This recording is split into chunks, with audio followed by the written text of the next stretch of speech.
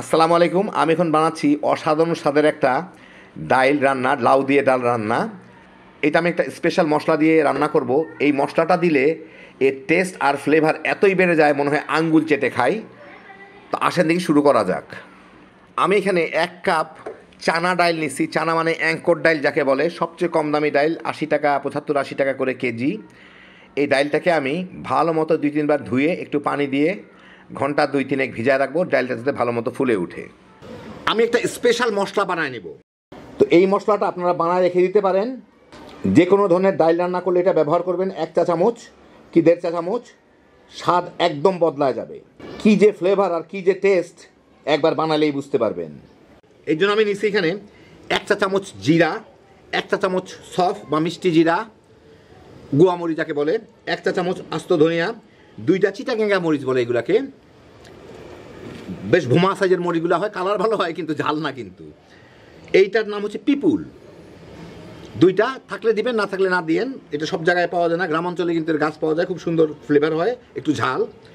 20-25টা আস্ত গোলমরিচ, অর্ধেকটা 4 ভাগের 1 ভাগ জায়ফল, অর্ধেকটা জয়ত্রী, 4টা খুব ছোটো ছোটো গুঁড়া গুঁড়া টাইপের এলাচ, মানে দেশি এলাচ, সবুজ এলাচটা, সাদা এলাচ বড় হলে 2টা দিলেই হবে, একটা কালো এলাচ, 5টা লবঙ্গ, একটা স্টার মশলা, তারা মশলা, তারার মতো যে মশলা আছে, 2-3 টুকরা দারচিনি, আর এখানে এসে 1 চা চামচ পোস্ত দানা। আমি সব মশলাগুলোকে এখন ভালো মতো একটু টেলে নিব।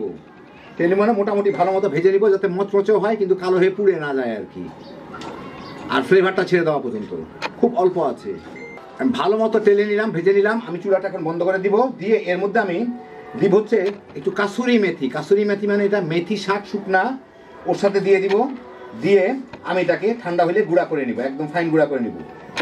মেথি শাক শীতকালে প্রচুর পাওয়া যায়, আপনারা চাইলে শুকায় গুঁড়া করে রাখতে, মানে শুকায় রাখতে পারেন। এটা কিন্তু অনেক রান্নায় ব্যবহার হয়, খুব ভালো একটা ফ্লেভার আসে। এটাকে বলে কাসুরি মেথি। তো আমি প্রায় ঘন্টা থেকে ডাইলটাকে ভিজায় রাখলাম। এর ভালো মতো ফুলে উঠছে। এটাকে আমি এখন ভালো মতো ধুয়ে একটু পানি দিয়ে সিদ্ধ করে নিব, সাথে একটু লবণ দিয়ে দিব। আমি একটা কড়াইয়ে 3 টেবিল চামচ তেল গরম করে নিছি। এর মধ্যে আমি মাঝারি সাইজের একটা পেঁয়াজ আর 4-5টা ফালি মরিচ এগুলো দিয়ে একটু নাড়াচাড়া করে ভেজে নিব। পেঁয়াজ রসুনটা একটু ভাজা হয়ে আমি এর মধ্যে 1 টেবিল চামচ আদা রসুন বাটা দিয়ে দিব। দিয়ে এর সাথে একটু ভেজে নিব, আদা রসুনের যাতে কাঁচা গন্ধটা চলে যায়। এই আধা মিনিটের মতো ভাজলাম। ভেজে এর মধ্যে আমি এখন একটু অল্প একটু পানি দিয়ে দিই, নাহলে পুড়ে যাবে। এখন এর মধ্যে আমি দিয়ে দিচ্ছি প্রায় 1.5 চা চামচের মতো হলুদের গুঁড়া, স্বাদ মতো মরিচের গুঁড়া আর স্বাদ মতো লবণ দিয়ে এইটাকে আমি একটু ভুনে নিব। 4-5 মিনিট ভালো মতো ভুনলাম। ভুনে তেলটা ছেড়ে দিলেই দেখেন সুন্দর ভুনা হয়ে গেছে। এর মধ্যে আমি একটা লাউ এইভাবে কেটে রাখছি, এই লাউগুলা দিয়ে এর সাথে মিশায় আমার রান্না করে নিতে হবে। সাবধানে মিশিয়ে দেবে। লাউ এখন বেশি দেখা গেলেও লাউ কিন্তু একটু পরে মজে যাবে, মানে এর সাথে মিশে লাউটা পানি ছেড়ে কমে যাবে। বাস, লাউয়ের সাথে মশলাটা মেখে নিলাম, মানে মশলা যাতে তলে লেগে না থাকে। এখন এটাকে একটু ঢেকে দিই। ঢেকে মাঝারি থেকে একটু নিচের আছে রান্না করি। লাউটা পানি ছেড়ে দিবে,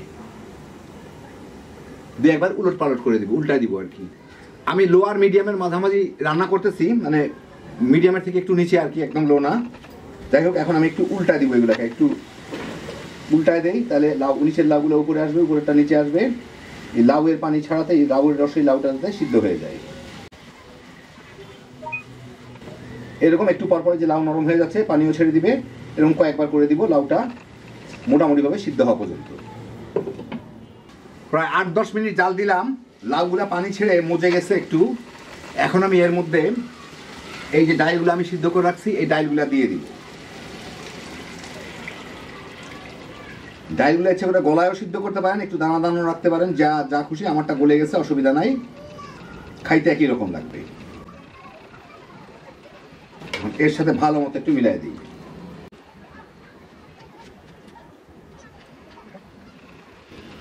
মিলাই দিলাম। এখন আমি ঢেকে চুলার জালটা একটু বাড়ায় দেই, মাঝারিতে নিয়ে আসি, যাতে মাঝারি একটু পরে দিয়ে দিলাম যাতে জলদি বলক চলে আসে।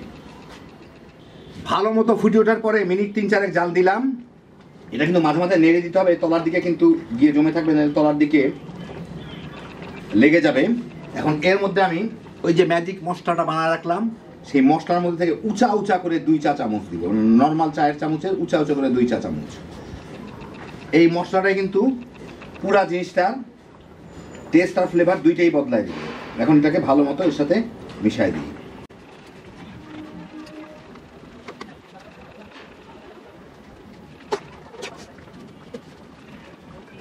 বাস ভালো মতো মিশাই দিলাম।